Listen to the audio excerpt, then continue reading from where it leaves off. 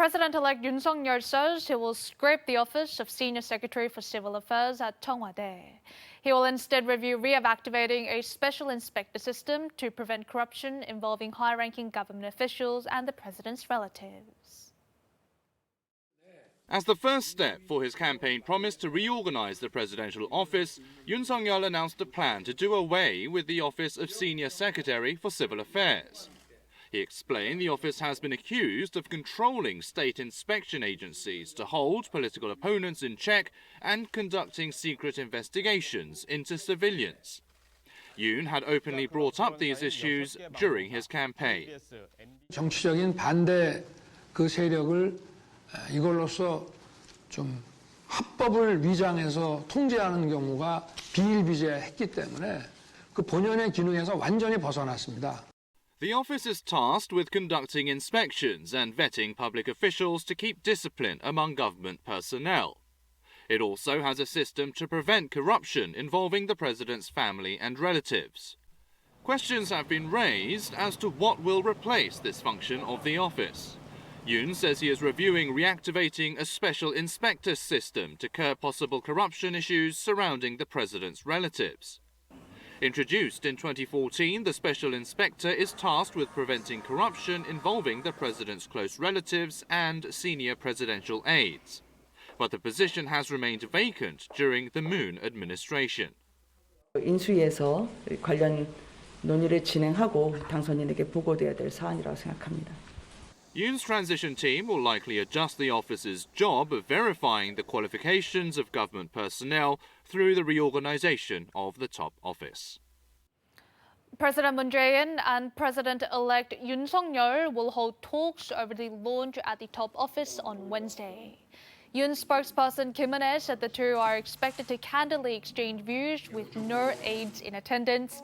Kim also said that Yoon has long had the idea to request a special pardon for former President Lee Myung-bak and that he hopes the meeting with Moon can serve to advance national unity and reconciliation.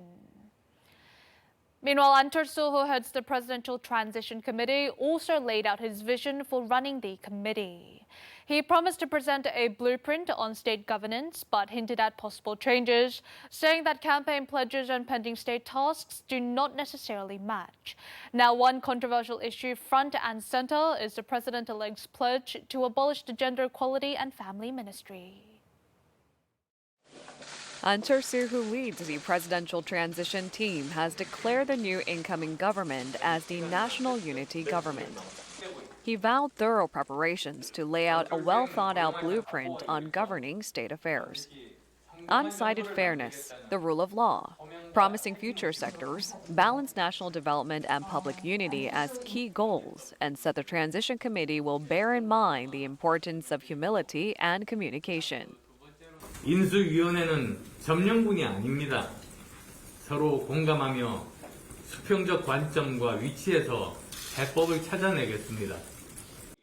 He said that not all of the Moon Jae-in administration's policy measures will be scrapped and that some will be kept, and also hinted at possible changes to President-elect Yoon's pledges made on the campaign trail. An noted that even under past governments, only about 50% of campaign promises lined up with actual state tasks. 문재인 정부에서는 인수위 없이 하다 보니까 공약을 거의 다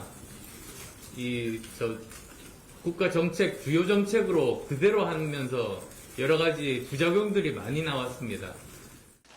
The remark has led to speculation that policy pledges that differed between Yoon and An could be subject to changes, such as shutting down the Gender Equality Ministry and raising soldiers' monthly wages to 2 million won.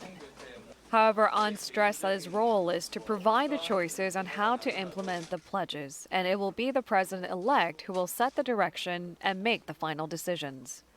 One transition committee official said that Yoon is very determined on his stance about discontinuing the gender ministry, and the mention of a possible change is likely in reference to the negotiation process expected with the ruling party. The official has basically denied concerns of any discord, but it appears coordinating conflicting campaign pledges will also be a key task for the transition committee. In a cabinet meeting Tuesday, Prime Minister Kim Boo-kyum warned officials not to be negligent in state affairs or be distracted by the atmosphere ahead of the launch of a new government. He said that in the 2 months left, best efforts must be exerted to the very end to tie up loose ends in policy measures and assist the smooth inauguration of a new president and administration. The ruling Democratic Party has launched an emergency committee to overhaul the party following its defeat in the presidential election. The DP is looking for opportunities to turn the tide by legislating bills on political reforms and an independent probe on the Daejangdong land development scandal.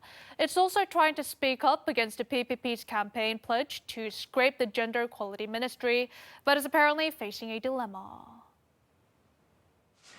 At the first meeting of the DP's emergency committee, members agreed it's the last chance to transform the party. 국민과 지지자들에게 내로남불이라 불리며 누적된 행태를 더 크게 기억해야 합니다. 처절하게 반성하고 그 반성을 바탕으로 성의 없이 쇄신하겠습니다. The ruling party is trying to find a breakthrough by implementing its campaign pledge of conducting political reforms and passing the bill on an independent probe into the Daejangdong land development scandal. The party is also collecting its members' opinions on President-elect Yoon Suk-yeol's campaign pledge to scrap the Gender Equality Ministry. On the surface, the party appears largely opposed to Yoon's plans. 여성에 대한 인식이 제대로 되어 있지 않습니다. 마초적인 냄새가 풍겨지는 대목이었습니다. With female voters in their 20s believed to have played a crucial role in Lee Jae-myung's popularity, some party members say stressing clear opposition to Yoon's pledge to abolish the ministry would benefit the party in the future. However, the DP is taking a cautious approach as the issue could test the party's relations with the incoming administration. 또 새 정부 인수위가 어떤 의견을 가지고 있는지는 논의 결과를 보고 저희들의 입장을 정해 나가겠습니다.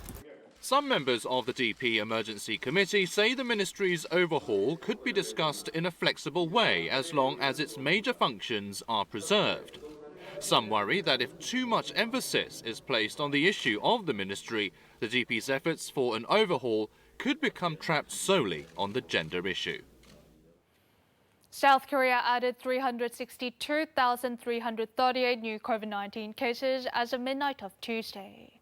The number of cases has been above 300,000 for 4 consecutive days now. Hospitals nationwide were crowded on Monday when local clinics began providing rapid antigen tests for the very first time. The government says the outbreak will likely start declining in the middle of next week, and authorities are considering easing COVID-19 restrictions. A hospital in western Seoul. From early morning, it was crowded with patients who arrived to receive the rapid antigen tests. From this Monday, positive rapid antigen tests confirmed by professional healthcare workers have been regarded as confirmed COVID-19 cases. 아침부터 2배, 3배로 늘어서 26명 검사가 진행돼서 행정적인 부담도 같이 증가하고 있습니다. It's more convenient for the public as test results come out quickly and patients can receive subsequent treatments right away. 매번 검사하러 가기도 무섭고 또 결과가 하루 뒤에 나오니까 많이 번거롭더라고요. 근데 이제 병원에서 하면은 바로 결과를 받아볼 수 있으니까 많이 편리해지고. On Tuesday, Korea added 362,338 new COVID-19 cases. The number of seriously ill patients has also surged to 1,196. Health authorities expect the outbreak to peak in the middle of next week, with daily cases ranging between 310,000 to 370,000. The number of infections is predicted to decline around Wednesday of next week. 유행의 정점 시기에 대해서는 16일부터 22일까지 폭넓게 예측되었으며 유행 규모 또한 30만 명에서 37만 명대까지 다양하게 가능성이 제시되었습니다. The number of seriously ill patients will likely surpass 1,800 on March 23rd and top 2,100 in late March or early April. Meanwhile, health authorities are considering relaxing COVID restrictions as the number of ICU patients is smaller than the initially predicted amount, and there are obvious signs that the outbreak is about to peak. Authorities will collect opinions before revising social distancing measures and announcing them on March 18th.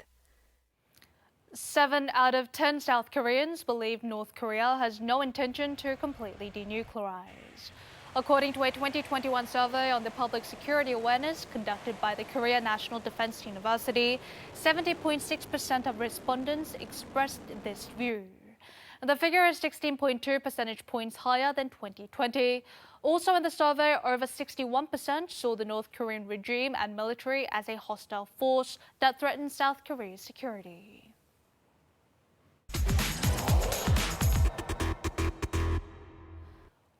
Ulsan, which was hit by recent wildfire, is one of the largest producers of pine mushrooms in Korea. Some 350 farmers are left helpless as a large portion of the pine woods where the mushrooms grow were consumed by the fire.